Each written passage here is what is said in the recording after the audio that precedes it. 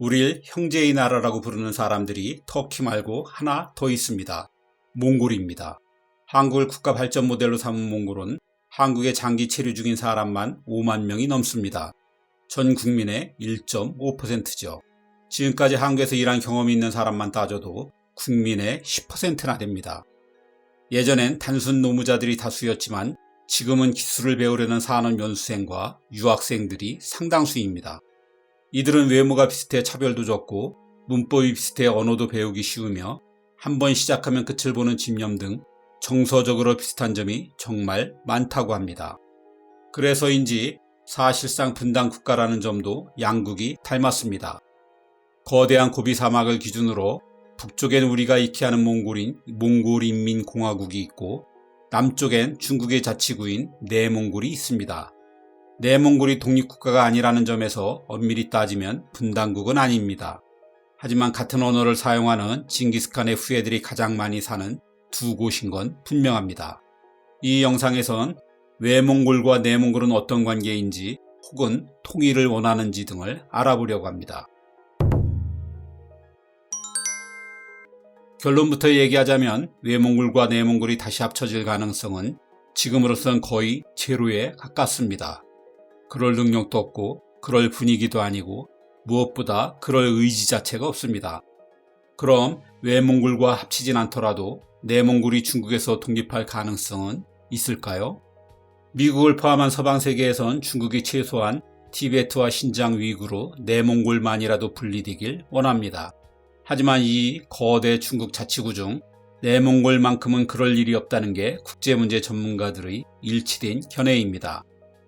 티베트와 신장 위구르와 달리 내몽골에선 지금까지 변변한 분리독립운동이 한 번도 일어나지 않았을 정도로 이 지역의 중국화가 이미 돌이킬 수 없는 수준이라는 것입니다.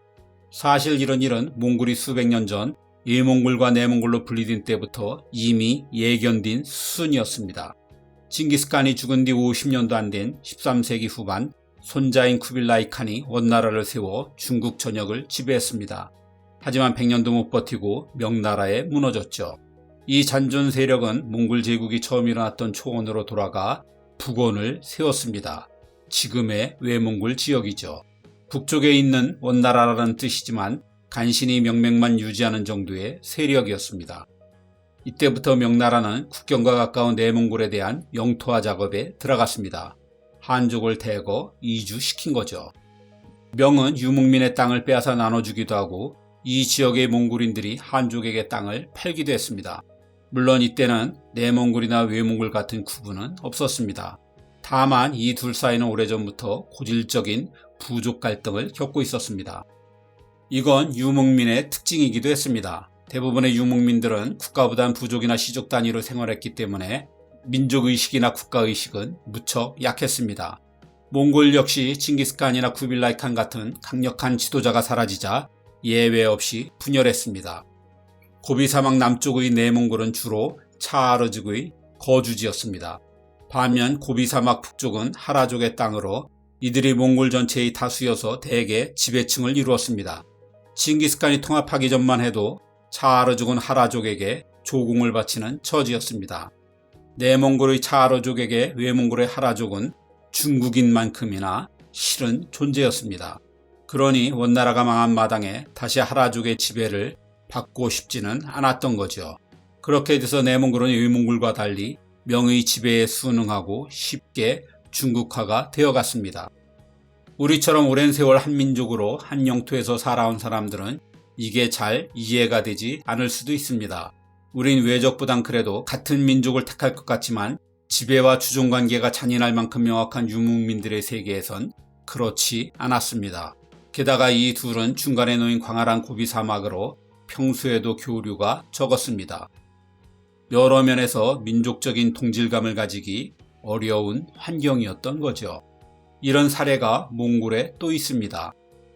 우린 보통 몽골하면 이 영상에서도 다루고 있는 내몽골과 외몽골을 연상하지만 외몽골과 국경을 맞댄 부랴트 공화국도 있습니다.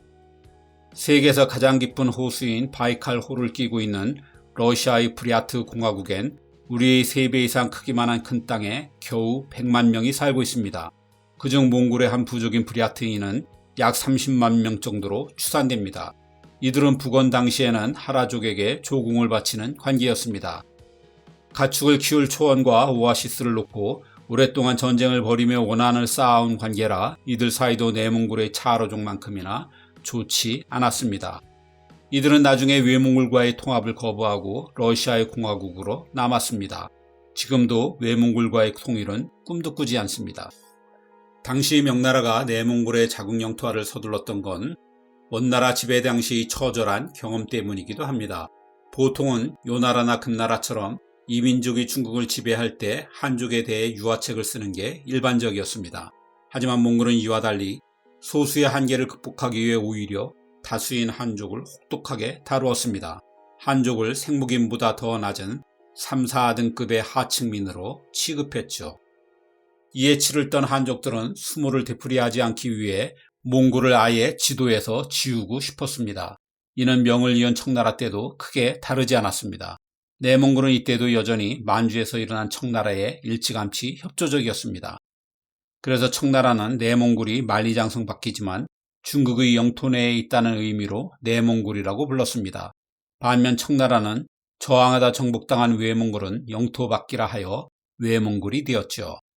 청은 몽골을 철저히 분리통치했습니다. 내몽골을 우대하는 한편 양쪽이 왕래하는 것을 아예 금지했습니다. 한때 세계를 평정한 몽골의 저력을 경계해 하나로 뭉치지 못하게 분열을 고착화하려는 거였죠. 외몽골은 청의 지배하에 있었지만 사실상 방치 상태였습니다. 그나마 청은 같은 소수인 몽골인들을 무시하지는 않았기 때문에 외몽골도 크게 반발하지 않았습니다.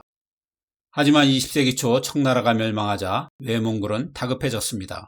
외몽골은 중국에 흡수되는 게 무엇보다 공포였습니다. 내몽골이 어떻게 중국에 동화되어 사라졌는지 보았던 것입니다.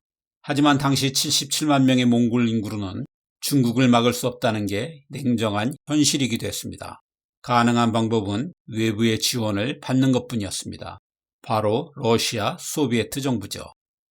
제정 러시아에서 공산 러시아까지 동유럽에서 그랬던 것처럼 수백 년간 병적으로 집착해온 완충지대를 이곳에도 만들려는 러시아의 이익과도 마침 딱 들어맞았습니다. 이때 딱 한 번 이 분위기를 틈타 내몽골이 독립을 위한 통합을 타진해왔습니다. 그런데 이걸 외몽골이 거부해버렸습니다. 외몽골로선 독립을 소련에 의지해야 하는 처지라 내몽골을 도울 능력이 없었습니다. 무엇보다 수백 년간 떨어져 살면서 같은 몽골인이라는 정체성이 없어서 이들과 함께할 필요성도 느끼지 못했습니다. 자칫 중국을 자극하다 자신의 독립마저 물거품이 되는 위험을 감수하고 싶지 않았던 거죠. 하지만 돌이켜보면 이게 양국이 통합할 유일무이한 기회였습니다. 이후 100년의 세월이 더한 지금은 당연히 내몽골의 중국화가 더욱 심해졌습니다. 내몽골의 인구 2,500만 명 중 한족은 80%로 절대 다수를 차지하고 몽골인은 17%에 불과한 소수민족이 되었습니다. 무늬만 몽골인 거죠. 그것만 해도 외몽골의 몽골인이 340만 명인데 비해 내몽골은 430만 명으로 더 많습니다. 경제력의 차이는 더 큽니다. 2022년 기준으로 내몽골 자치구의 1인당 GDP가 외몽골보다 3배 가까이 더 많은 12,000달러 정도 됩니다. 이러니 현재로선 양쪽이 통일한다면 오히려 내몽골이 외몽골을 흡수하게 될지도 모를 판입니다. 이들 간의 왕래는 잦은 편입니다. 특히 외몽골은 무비자로 한 달 동안 내몽골을 갈 수 있습니다. 반면 외몽골은 비자가 까다롭습니다. 중국인들이 대거 몽골로 들어오는 걸 경계해서입니다.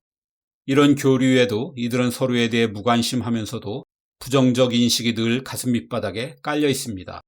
내몽골인들은 외몽골인들을 어려울 때 도와주지 않은 러시아의 계례국 놈들이라고 욕하고 외몽골인들은 중국화된 내몽골인들을 중국에 굴복한 매국노들이라고 야유하죠. 긴 역사적 갈등에서 켜켜이 쌓인 앙금이 여전한 것입니다. 그리고 이는 둘 사이를 둘러싼 중국과 러시아가 수백 년간 일관되게 원하는 바이기도 하고 의도하는 바이기도 합니다.